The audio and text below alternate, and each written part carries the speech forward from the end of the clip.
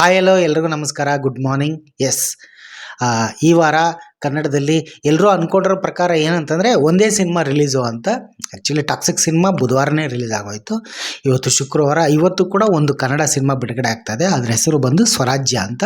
ಹೀಗಾಗಿ ಕನ್ನಡದಲ್ಲಿ ಇವತ್ತು 2 ಸಿನಿಮಾಗಳು ಬಿಡುಗಡೆ ಆಗ್ತದೆ. ಅಂದರೆ ಆಲ್ರೆಡಿ ಒಂದು ಬಿಡುಗಡೆ ಆಗೋಗ್ಬಿಡ್ತು ಬುಧವಾರ ಟಾಕ್ಸಿಕ್ಕು. ಇವತ್ತು ಶುಕ್ರವಾರ ಬಂದು ಸ್ವರಾಜ್ಯ ಅಂತ ಒಂದು ಕಂಪ್ಲೀಟ್ ಹೊಸಬರ ಸಿನಿಮಾ ಬಿಡುಗಡೆ ಆಗ್ತಾಯಿದೆ.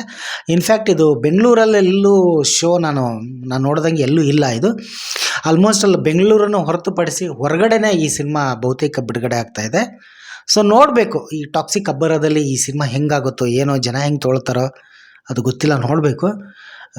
ನಾನು ಯಾವಾಗಲೂ ಹೇಳೋದು ಒಂದೇ ಒಂದು ಮಾತು, ಹೊಸಬ್ರ ಸಿನಿಮಾನೋ ಹಳಬ್ರ ಸಿನಿಮಾನೋ ವಾಟ್ ಎವರ್ ಅದೇನೇ ಇರ್ಬೋದು, ಬಟ್ ಏನು ಅಂದರೆ ಪ್ರಚಾರ ಇಲ್ದಂಗೆ ರಿಲೀಸ್ ಮಾಡಿಬಿಡ್ತಾರೆ. ಅದೇ ನನಗೆ ಬೇಜಾರು. ನಾನು ಪ್ರತಿ ಸಲನೂ ಈ ವಾರ ಬಿಡುಗಡೆ ಆಗೋ ಸಿನಿಮಾಗಳು ಅನ್ನೋ ಒಂದು ಮಾಹಿತಿ ಮಾಡಬೇಕಾದ್ರೆ ನನಗೆ ಅದೇ ಬೇಜಾರಾಗೋದು. ಇರಲಿ, ಏನು ಮಾಡೋಕ್ಕಾಗಲ್ಲ, ಬಟ್ ಒಳ್ಳೇದಲ್ಲಿ ಆಲ್ ದ ಬೆಸ್ಟ್ ಅಂತ ಹೇಳ್ತೀನಿ. ಒಂದು ಭರವಸೆ ಮೂಡಿಸ್ತು ಒಂದು ಟೈಸರು ಅವೆಲ್ಲ ನೋಡಿದ್ದೀನಿ, ಪೋಸ್ಟರೆಲ್ಲ ನೋಡಿದ್ದೀನಿ. ಸ್ವರಾಜ್ಯ ಅನ್ನೋ ಹೆಸರು ತುಂಬ ಚೆನ್ನಾಗಿದೆ, ಬಟ್ ಪ್ರಚಾರ ಮಾಡಿಬಿಟ್ಟಿದ್ರೆ ಜನಗಳಿಗೆ ಇನ್ನೂ ತಲುಪ್ತಾ ಇತ್ತು ಅನ್ನೋದು. ಇರಲಿ, ಆಲ್ರೆಡಿ ಟಾಕ್ಸಿಕ್ ಸಿನಿಮಾ ಮೊದಲ ದಿನವೇ 150 ಕೋಟಿ ಕಲೆಕ್ಷನ್ ಮಾಡಿದೆ ಬಾಕ್ಸ್ ಆಫೀಸಿನ ಲೆಕ್ಕಾಚಾರದಲ್ಲಿ. ಅಂದರೆ ಮಿಶ್ರ ಪ್ರತಿಕ್ರಿಯೆ ಪಡೆದಿರ್ಬೋದು, ಬಟ್ ಬಾಕ್ಸ್ ಆಫೀಸಿನ ಲೆಕ್ಕಾಚಾರದಲ್ಲಿ ಒಳ್ಳೆ ಗಳಿಕೆ ಕಾಣ್ತಾ ಇದೆ. ಜನಗಳಿಗೆ ಹಂಗೂ ಹಿಂಗೂ ಅನ್ನಿಸ್ತಾ ಇದೆ, ವಾಟ್ ಎವರ್ ಅದೇನೇ ಇರ್ಬೋದು, ಇರಲಿ. ಸೊ ಸ್ವರಾಜ್ಯ ಸಿನಿಮಾಗೂ ಒಳ್ಳೆಯದಲ್ಲಿ ಆಲ್ ದ ಬೆಸ್ಟ್ ಅಂತ ಹೇಳ್ತೀನಿ.